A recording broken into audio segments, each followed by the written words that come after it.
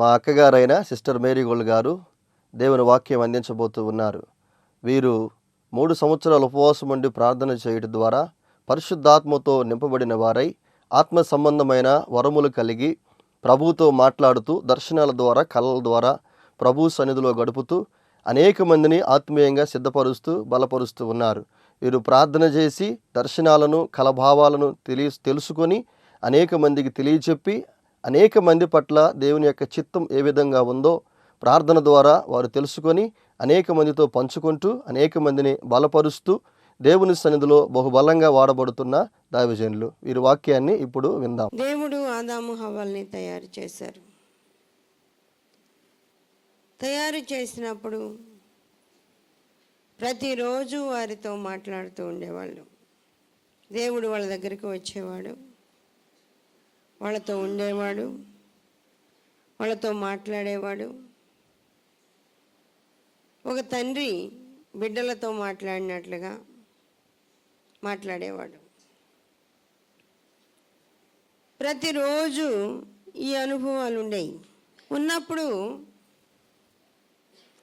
ఈ విధంగా కొనసాగుతూ ఉన్నప్పుడు వాళ్ళ మధ్యలో గ్యాప్ వచ్చింది. అంటే దూరం ప్రారంభమైంది. దేనిని బట్టి? ఆజ్ఞను అతిక్రమించడం, వాళ్ళు పాపంలో పడడం. వాస్తవంగా మనిషి దేవునితో గడిపే ఆ దినాలు చాలా ఉన్నతమైనవిగా ఉంటాయి. అది పోగొట్టుకున్నప్పుడు దాని విలువేంటో అర్థమవుతుంది. ప్రతిరోజు ప్రభు కనబడుతూ మాట్లాడుతూ ఉన్నాడు అనుకోండి, చాలా సంతోషం. అసలు దేవాతి దేవుడు మనతో మాట్లాడడమా?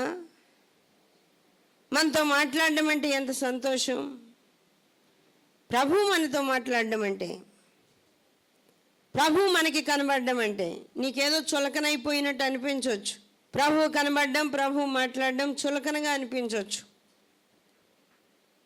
వాక్యం వింటూ ఉన్నప్పుడల్లా ఈ మాటలు వినబడుతున్నాయి కాబట్టి అదేముంది అనిపించవచ్చు. కానీ దేవుడు మనకి కనబడడం, మనతో మాట్లాడడం అనేది చాలా లోతైన విషయం, చాలా లోతైన బలమైన విషయాలు అవి. ప్రభు మనల్ని దర్శించడం, మాట్లాడడం. ఆదాము హవ్వలతో ఉన్న ఆ సంబంధ బాంధవ్యాలు మనిషి కోల్పోయాడు. ఆదాము హవ్వలు కోల్పోయారు. తినవద్దని చెప్పిన చెట్టు ఫలాన్ని వాళ్ళు తిన్నారు. తిన్న తర్వాత అవిశ్వాసం వచ్చింది వాళ్ళకి. ఇంకేముందలే, పండు తినేసరికి తెలివి వచ్చింది, జ్ఞానం వచ్చింది, సొంత ఆలోచనలు చేయగలిగిన శక్తి వచ్చింది. అంతకుముందు ఏదైనా దేవుణ్ణి అడగాల. ఇదిగో నీళ్ళు ఇలా ఉన్నాయి, దీన్ని ఏమంటారు ప్రభు అని అడగాల. ఈ చెట్టు ఎత్తుగా పెరిగింది, ఈ చెట్టు పొట్టిగా ఉంది, వీటి విషయం ఏంటి అని అడగాల. ప్రతి విషయం వాళ్ళు దేవుణ్ణి అడిగి తెలుసుకోవాలి. ఎప్పుడైతే పండు తిన్నారో తెలివి జ్ఞానం వాళ్ళకి పెరిగింది. పెరిగినందువల్ల ఏమైపోయింది? దేవుణ్ణి అడిగే అవసరము తగ్గిపోయింది. దేవుణ్ణి అడిగే అవసరం తగ్గిపోయింది. జ్ఞానం పెరిగిపోయింది, జ్ఞానం వచ్చేసింది. ఆ విషయాలు ఆ రోజుల్లో వాళ్ళకి అర్థం కాల, అసలు ఎందుకు ఇలా అయిపోయింది అనేది. ఆ విలువేంటో ప్రారంభంలో వాళ్ళకి అర్థం కాలేదు. తర్వాత పౌలు గారి ద్వారా ప్రభు ఏం చెప్తున్నారు అంటే, ఈ యుగ సంబంధమైన దేవత అవిశ్వాసులైన వారి మనోనేత్రాలకు గురుడితనము కలగజేసింది, అందుకని మీరు దేవుణ్ణి చూడలేకపోతున్నారు. చూడండి 2వ కొరింథీ పత్రికలో 4వ అధ్యాయంలో రాయబడుతూ ఉంది. పౌలు గారు కొరింథీ సంఘానికి చెప్తున్నారు, దేవుని స్వరూపి అయ్యున్న క్రీస్తు మహిమను కనుపరచు సువార్త ప్రకాశము వారికి ప్రకాశింపకుండు నిమిత్తము ఈ యుగ సంబంధమైన దేవత అవిశ్వాసులైన వారి మనోనేత్రాలకు గురుటితనము కలుగజేస్తుంది. వాక్య భాగంలో రాయబడుతుంది, దేవుని స్వరూపి అయ్యున్న క్రీస్తు మహిమ కనుపరచు సువార్త ప్రకాశము వారికి ప్రకాశింపకుండునట్లు. సువార్త ప్రకాశము వారికి ప్రకాశించుకుంటున్నట్లు. ఈ యుగ సంబంధమైన దేవత అంటే వాళ్ళు దేవునిలో నుంచి, ఆ అనుభవములో నుంచి, ఆ విధానంలో నుంచి ఇంకొక స్టెప్ పైకేశారు, ప్రక్కగా జరిగారు. అందుకని ఆ అడుగు ప్రక్కకు పడగానే అక్కడున్న ఈ యుగ సంబంధమైన దేవత, ఈ యుగ సంబంధమైన దేవత ఏం చేసిందంటే, ఇక మీరు ఎప్పుడు దేవుణ్ణి చూడకూడదని వాళ్ళ కళ్ళు మూసేసిందట. ఇక మీరు ఎప్పుడు దేవుణ్ణి చూడకూడదు, చూడకుండా ఉండాలి అని ఆ విధంగా వాళ్ళ కన్నులు మూసేసింది, వాళ్ళ చెవులు మందపరిచింది, వాళ్ళ హృదయానికి అర్థం కాకుండా ఒక ముఖానికే ముసుకేస్తుంది. ముందు హృదయం దాకా అది బాగలేదు, కానీ ముఖానికి ముసుకేయం, కానీ హృదయంలో కూడా ఏం జరుగుతుందో అర్థం కాదు మనిషికి. హృదయంలో కూడా ఏం జరుగుతుందో తెలియదు, మనసులో ఎలా ఉందో తెలియదు, హృదయంలో ఎలా ఉందో తెలియదు. అవిశ్వాసులైన వారి మనోనేత్రములకు గురుడితనం. అవిశ్వాసులైన వారి మనోనేత్రాలకు. అసలు దేవునితో మనం ఎందుకు సంబంధ బాంధవ్యాలు కలిగి ఉండాలి? అవసరం ఏమిటి? దేవునితో మనకి అవసరం ఏంటి అనేది మీకు అనిపించవచ్చు. అవసరమే. ఆయన లేకుండా జీవించడం కష్టం. ఆయన లేకుండా ఏ మార్గంలో నడవాలో తెలియదు. చాలామందికి ధనం ఉంటుంది, ఆ ధనాన్ని ఎలా వినియోగించుకోవాలో వాళ్ళకి తెలియదు. చాలామందికి చాలా ఉంటాయి, అవన్నీ ఎలా వినియోగించుకోవాలో వాళ్ళకి తెలియదు. ఆ తర్వాత తెలిసిన తర్వాత వాళ్ళు అంటారు, ఇలా వినియోగించుకోవాలని ఇప్పుడు దాకా మాకు తెలియదే, ఇలా చేయాలని మాకు తెలియదే, ఈ విధంగా ఉండాలని మాకు తెలియదే, అయ్యో మేము ఎంతో నష్టపోయామే, ఎంతో నష్టపోయామే. ప్రభు ఆలోచన లేకపోతే నీ జీవితంలో వర్ధిల్లలేవు. ప్రతి విషయంలో కూడా ప్రభు ఆలోచన నీకు లేకపోతే, ఆయన నీకు కనబడకపోతే, ఆయన నీతో మాట్లాడకపోతే, నువ్వు ఆయన మాట్లాడేటట్టుగా నీ హృదయాన్ని ఉంచుకోలేకపోతే ఆయన దగ్గర నుండి జవాబు రాదు. అందుకే చాలా ఫెయిల్ అయిపోతూ ఉంటాయి. పరీక్ష రాస్తారు, ఫెయిల్ అవుతారు. పెళ్ళి జరుగుద్ది, ఫెయిల్ అయిపోద్ది. మంచి ఆపరేషన్ సక్సెస్ఫుల్గా జరిగిందంటారు, మళ్ళీ ఫెయిల్ అయిపోతుంటుంది. ప్రతిదీ ఫెయిల్ అయిపోతూ ఉంటుంది. ఎందుకు అంటే, జీవితంలో ఎందుకు ఫెయిల్ అయిపోవడం అంటే, ఎందుకు వర్ధిల్లలేకపోవడం అంటే, ప్రభువు మాట అక్కడ లేదు, ప్రభువు దర్శనం లేదు, ప్రభువు మాట లేదు. కన్నులకు గురుడితనం వచ్చేసింది. ఆత్మ సంబంధమైనవి చూడకుండా ఈ యుగ సంబంధమైన దేవత అవిశ్వాసులైన వారి మనోనేత్రాలకు గురుడితనము కలగజేసింది. ఆదాము హవ్వలకు గురుడితనం వచ్చేసింది. దేవుణ్ణి ఇంక చూడలేకపోతున్నారు, దేవుణ్ణి చూడలేకపోతున్నారు. మళ్ళీ ఏదన్నా అట్లాంటి అవకాశం కోసం ఎదురు చూస్తారేమోనని దేవుడు బయటికి నెట్టేశాడు. దేవుడు బయటికి నెట్టేశాడు. ఆ తరువాత మనుషులు వెతుకుతూ ఉన్నారు దేవునితో ఎలా. అబ్రహాముకు ఆశ, దేవుణ్ణి చూడాలా, దేవునితో మాట్లాడాలని. అబ్రహాముకి ఎంతో ఆశ ఉంది. నోవాహు దగ్గర, నోవాహు కుమారుని దగ్గర అబ్రహాం పెరిగాడు. నోవాహు చెప్పినా, నోవాహు కుమారుడు చెప్పినా దేవుడు ఎలా ఉంటాడు అని వాళ్ళు చెప్పలా. దేవుడు ఉన్నాడు, ఆయన సర్వశక్తి కలిగిన దేవుడు, ఆయన మాట్లాడే దేవుడు. ఆయన నాతో మాట్లాడాడని నోవహు చెప్పాడు. ఏమని? నోవహు నోవహు, నీ కొరకు నీ కుటుంబం కొరకు ఒక ఓడను తయారు చెయ్యి అని చెప్పాడు. ఎట చేయాలి ప్రభు, నాకు రాదు కదంటే, ఇన్ని కొలతలతోటి ఇలా ఇలా ఇలా చెయ్యి, ఇన్ని వాక్యుళ్ళు పెట్టు, ఇలా చెయ్యి, ఇలాంటి డోర్స్ పెట్టు అని చెప్పాడు. నేను చేశాను. అబ్రహాం విన్న తర్వాత ఏమనిపిస్తుంది? ఆ దేవుడు ఎలా ఉంటాడో చూడాలా, ఆ దేవుని స్వరం ఎలా ఉంటుందో నేను వినాలి, ఆ దేవుడు ఎలా ఉంటాడో చూడాలా, ఆ దేవుని స్వరం ఎలా ఉంటుందో వినాలి. ఆశ ఉందా మీ అందరికీ? వాక్యం వింటున్న నీకు ఆశ ఉందా? దేవుని స్వరం వినాలని ఆశ ఉందా? ఆశ ఉంటే అలా ప్రవర్తిస్తున్నావా? నీకు ఆశ ఉంది, మరి దేవుడు ఎందుకు మాట్లాడడం లేదు? నీకు ఆశ ఉంది, దేవుణ్ణి ఎందుకు చూడలేకపోతున్నావు? ఆయన్ని చూడాలని ఆశ ఉంది కదా, ఎందుకు చూడలేకపోతున్నావు? దేవుని సన్నిధిలో ఆలోచించాలి. అబ్రహాం వెతుకుతూ ఉన్నాడు. వెతుకుతూ ఉన్నప్పుడు అబ్రహాముకు దేవుడు కనబడ్డాడు. దేవుణ్ణి చూడగలిగాడు.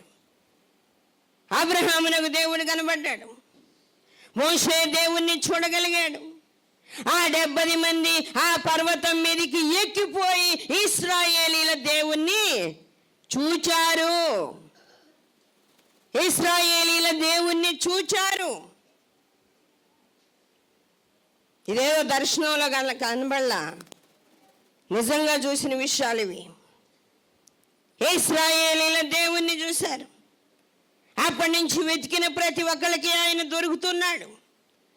ఆయన్ని వెతికిన వాళ్ళందరికీ ఆయన దొరికాడు. ఆయన్ని కనుగొనాలి అనుకున్న వాళ్ళకి కనబడ్డాడు. ఆయన స్వరం వినాలి అనుకున్న వాళ్ళకి ఆయన స్వరము వినబడింది.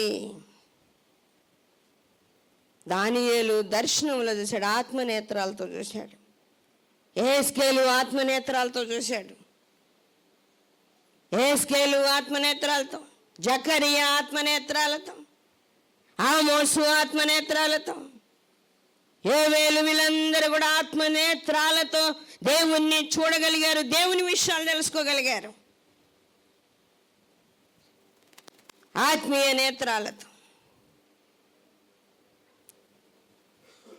కళలలో దర్శనాలు అంటే కళల్లో కళ్ళు మూసుకున్నప్పుడు కనబడే వాటిని ఆత్మనేత్రాలతో చూసేది అంటారు. ఆత్మనేత్రాలతో చూడడం అంటే లోపల ఆత్మకున్న కళతో చూడడం. అది బాహ్యమైన నేత్రాలతో చూడడం కాదు. బాహ్యమైన నేత్రాలతో చూడగలిగే శక్తి ఎప్పుడు వస్తుంది?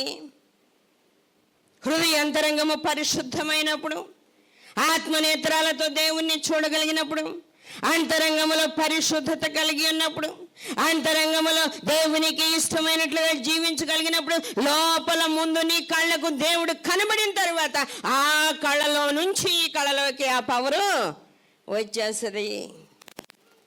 ఆ కళలో నుండి ఈ కళలోకి వస్తుంది.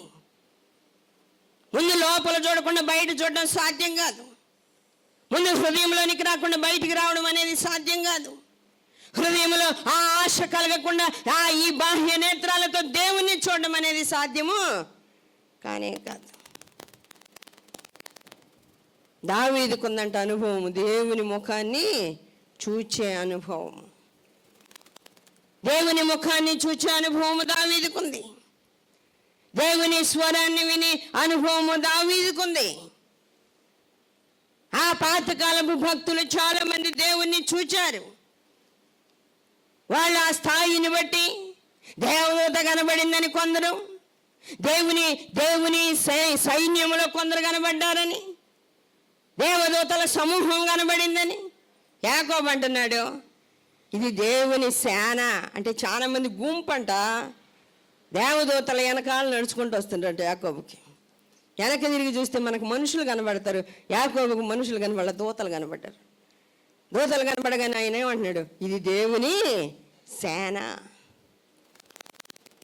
యబ్బోకు రేవు దగ్గర జోడాన్లో ఆ మహానయీము అనే ప్రాంతం ఉందంటే అక్కడికి రూట్ లేదు, తీసుకెళ్ళట్లేదులే కానీ మహానయీము అనేది అక్కడ ఉంది. యాకోబు ఆ దూతల సమూహాన్ని చూచిన చోటు. దేవుని సన్నిధిలో వాళ్ళు దేవుణ్ణి చూడగలుగుతున్నారు, దేవుని స్వరాన్ని వినగలుగుతూ ఉన్నారు. అట్టి వాళ్ళకి ఆ అనుభవం ఉంది. కొందరు ఆత్మనేత్రాలతో చూస్తే, కొందరు కళల్లో చూస్తే, కొందరు లోపల దానిని సరి చేసుకొని లోపల నేత్రాల నుంచి బాహ్య నేత్రాల దాకా తెచ్చి బాహ్య నేత్రాలతో చూసే అనుభవం కూడా సంపాదించి, బాహ్య నేత్రాలతో చూసే అనుభవం సంపాదించి దేవుణ్ణి చూడగలిగారు. బాహ్య నేత్రాలతో అసలు దేవుణ్ణి చూడలేం, చూచి బ్రతకడం చాలా కష్టం. కానీ ఆయనకి ఇష్టమైనప్పుడు ఏం చేస్తాడు తెలుసా? ఆ వెలుగుని, ఆ పవర్ని కొంచెం తగ్గించుకొని మనం చూడగలిగేటట్టుగా కొంచెం పవర్ మనకిచ్చి, ఆయన కొంచెం తగ్గించుకొని ఆ రెండు కళ్ళకి సూట్ అయ్యేటట్లుగా కనబడతాడు. మన కళ్ళకి ఆయన కళ్ళకి సూట్ అయ్యేటట్లుగా, ఆ పవర్ని తట్టుకోగలిగేటట్లుగా ఆ శక్తిని మనకిచ్చి ఆయన కనబడి ఆయన మనతో మాట్లాడతాడు. మోషే దేవుని సన్నిధికి ఎక్కిపోయాడు. ఏలియా దేవుని సన్నిధిలోనికి వెళ్ళిపోయాడు. హానోకు దేవునితో నడిచి దేవుని దగ్గరికి వెళ్ళిపోయాడు. ఆదాము హవ్వలు పోగొట్టుకున్న దాన్ని వీళ్ళు సంపాదించారు మరలా. ఇలాంటి ఆశ నీకుందా? ఇలాంటి ఆలోచన, ఆవేదన నీకుందా? ఎప్పుడు చూసినా నా కుటుంబము, నా జీవితము, నా బతుకు, నా అన్నము, నా భోజనము, నా ధనము నాది. ఏంటిది? ఏమి నీచమైన బ్రతుకది. దేవుణ్ణి చూడగలగాలి, దేవునితో మాట్లాడగలగాలి. అలాంటి అనుభవాన్ని సంపాదించలేకపోతే ఆత్మ సంబంధంగా దేవుణ్ణి కలుసుకోవడం అనేది సాధ్యం కాదు. దేవుణ్ణి కలుసుకోవాలంటే దేవుని కొరకు మాత్రమే బ్రతకాలి. చాలామంది ముసలోళ్ళని కదిలిస్తే నా కొడుకెట్ట, నా కోడలెట్ట, నా కూతురిట్ట, నా ఏం చేయడానికి? చనిపోయిన తర్వాత ఎక్కడికి వెళ్ళాలి? కూతురు అల్లుడి కాడికా, కొడుకు కోడల కాడికా? ఎవరి దగ్గరికి వెళ్ళేది? ఆడ కూతురు కోడలుందా? కొడుకు అల్లుడు ఉన్నారు అక్కడ? ఎవరున్నారు? దేవాతి దేవుడైన ప్రభు ఉన్నాడు. ఆయన దూతల సమూహం ఉంది.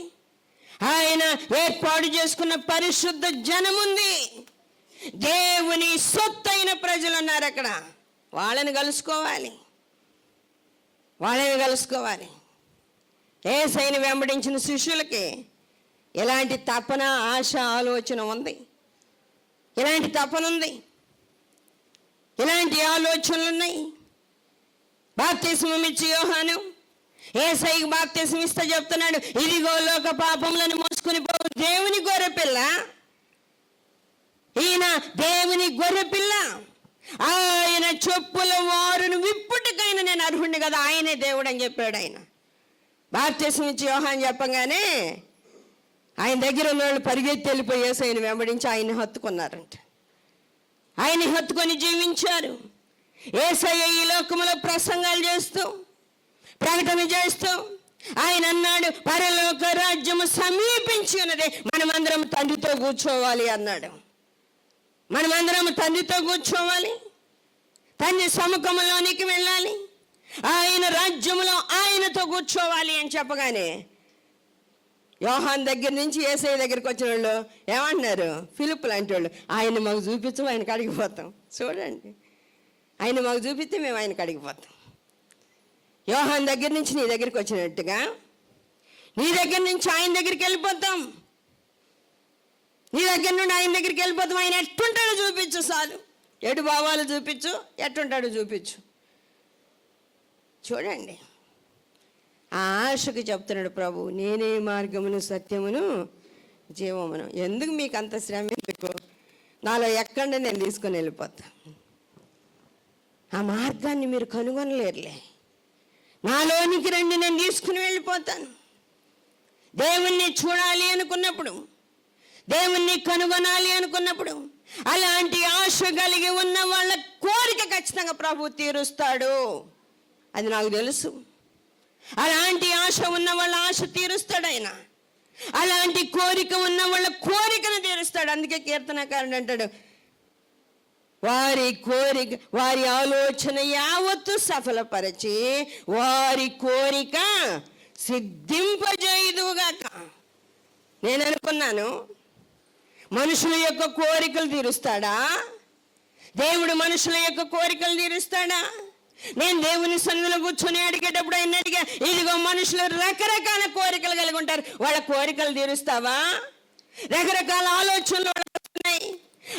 నీ ఆలోచన యావత్తు సఫలపరచి నీ కోరిక సిద్ధింపజేసి నీ ఆలోచన యావత్తు సఫలపరుస్తానంటే వాళ్ళ ఆలోచనలు ఎలాంటి ప్రభువా?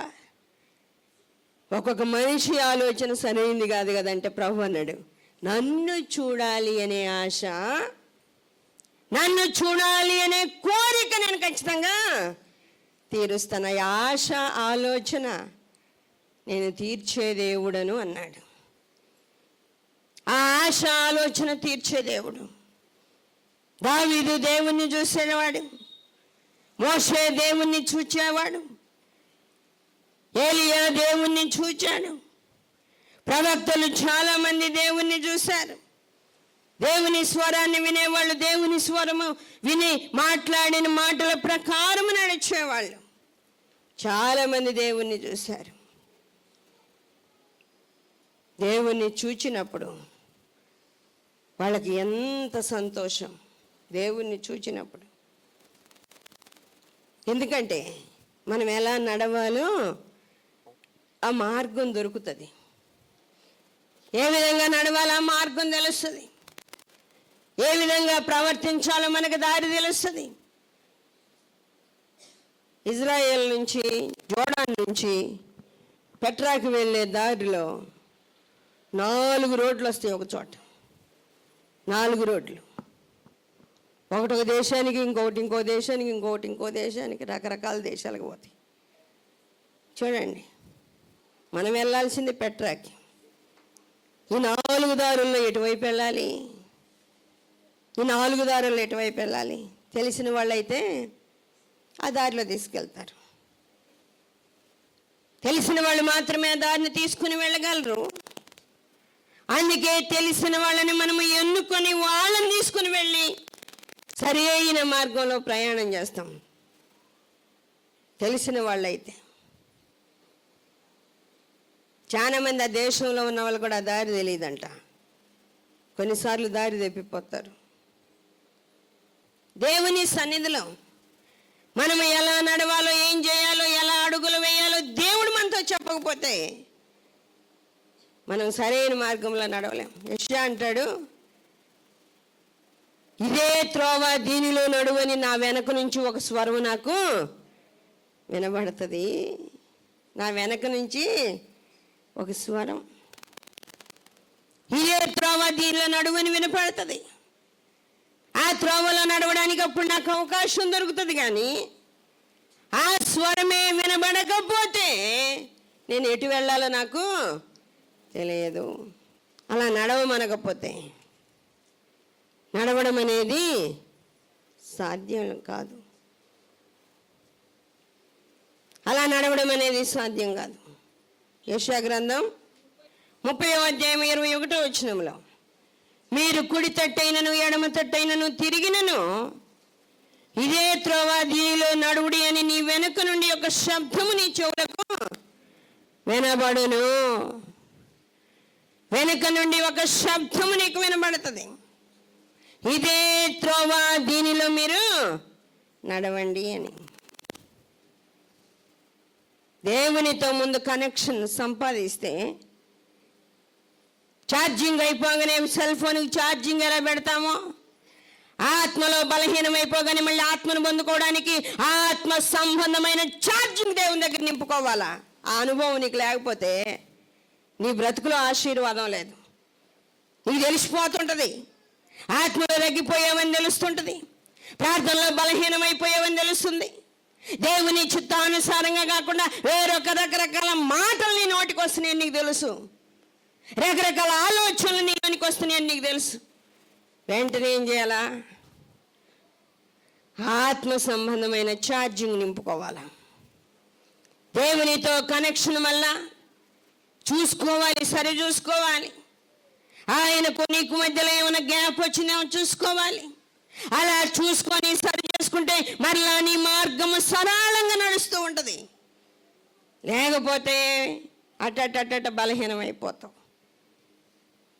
చాలా దూరం పోయిన తర్వాత అసలు ఎక్కడ ఛార్జింగ్ తగ్గిపోయింది, ఎక్కడ బలహీనమైపోయాను అని ఆలోచించిన నీకు అసలు ఆలోచనకు కూడా తట్టదు, ఆలోచనకు కూడా రాదు.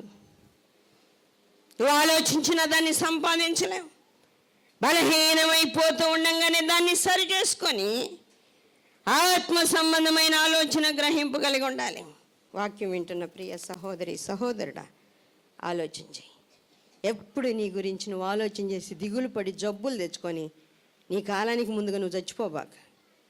దేవుని స్వరూప దర్శనంతో నీ ఆశను తీర్చుకొని ఈ లోకమంతటినీ జయించి, లోక సంబంధమైన ఆలోచనలు జయించి, నీ హృదయం అంతటితో దేవుణ్ణి హత్తుకొని జీవించినట్లుగా తీర్మానం చేసుకో. సిద్ధపడు, ప్రార్థన చేయి. ప్రభు అట్టి కృప నీకు ఇస్తాడు. ప్రార్థన చేసుకుందాం. చేయండి, అందరూ ప్రార్థన చేయండి. ప్రార్థన చేసుకుందాం. కృప కలిగిన దేవా, సర్వాధికారి అయిన తండ్రి, మహోన్నతుడా, పరిశుద్ధుడా, పరిశుద్ధుడా, పరిశుద్ధుడా, ఉన్నత పరిశుద్ధ స్థలంలో నివసించే దేవా, మీకే వందనాలు, స్తోత్రాలు నాయన. ఇదిగో నా తండ్రి, ఇది నాన్న వాక్యం ద్వారా మీరు మాట్లాడిన ప్రతి మాటను బట్టి స్తోత్రాలు. ప్రతి బిడ్డను దర్శించండి, ఆత్మతో నింపండి, శక్తితో నింపండి, సాతాను తంత్రాలపై జయమేయండి నాయనా. నా తండ్రి, మీ స్వరూప దర్శనంతో దావీదులాగా ఆశ తీర్చుకోగలిగిన అట్టి అనుభవాలు దయచేయండి. ముందు ఆత్మనేత్రాలను సరిచేయండి ప్రభు, కడగండి, శుద్ధి చేయండి నాయన, వాటిని బాగు చేయండి. తరువాత శరీర సంబంధమైన కళ్ళును కూడా ప్రభు మిమ్మల్ని చూడగలిగే కళ్ళుగా మార్చండి ప్రభు. ఈ లోకమును దాని ఆశ గతించిపోతాయని చెప్పారు. అవును ప్రభు, దాని మీద ఆశ పెట్టుకున్న బిడ్డలకి నాయన అట్టి గ్రహింపు దయచేయండి. ఆత్మతో నింపండి, శక్తితో నింపండి. వాక్యాలు హృదయంలో ఉంచుకొని వాక్య ప్రకారము జీవించగలిగిన కృప దయచేయండి ప్రభు. ప్రతి బిడ్డతో మీరు మాట్లాడండి. ప్రతి బిడ్డకు మిమ్మల్ని చూడగలిగిన కృపనివ్వండి ప్రభు. మీ సన్నిధి తోడుగా ఉంచండి. ఆటంకపరిచే దురాత్మక్రియలపై జయం ఇవ్వండి. అనారోగ్యంతో ఉన్న బిడ్డలను ముట్టండి ప్రభు. స్వస్థత, నెమ్మది దయచేయండి. నెమ్మది లేని వారికి నెమ్మది దయచేయండి ప్రభు. సమాధానం లేని వారికి సమాధానం దయచేయండి నాయన. ఇదిగో నా తండ్రి, ఆహారం లేని వారికి ఆహారం ఇవ్వండి. వివాహాలు కాక బాధపడే వాళ్ళకి వివాహాలు జరిగించండి. ఉద్యోగాలు లేని వారికి ఉద్యోగాలు ఇవ్వండి ప్రభు. మీరు అంటున్నారు అవన్నీ మీకు కావాలనని మీ పరలోకపు తండ్రికి తెలియను అన్నారు ప్రభు. అవును తండ్రి, మా తండ్రి అయిన మీకు అన్నీ తెలుసు. మొదట మీ రాజ్యమును, నీతిని వెతుకున్నట్లు, మీతో సమాధాన పడినట్లు, మీ ముఖ దర్శనాన్ని పొందుకునేటట్టు, మీ స్వరం వినగలిగేటట్టు మీ బిడ్డలకు అట్టి కృప, ధన్యత మీరే దయచేయమని మీకే అప్పగించుకుంటూ యేసయ్య అతి పరిశుద్ధ నామములో అడుగుచున్నాము తండ్రి, ఆమేన్. మరిన్ని వివరముల కొరకు మమ్మల్ని సంప్రదించవలసిన చిరునామా marigold foundation, holy spirit church, Vishwanathapuram, Podili, Prakasam జిల్లా. Pin code 523240.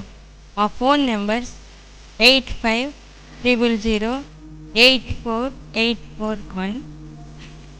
మరి ఒక ఫోన్ నెంబర్ 8500084841.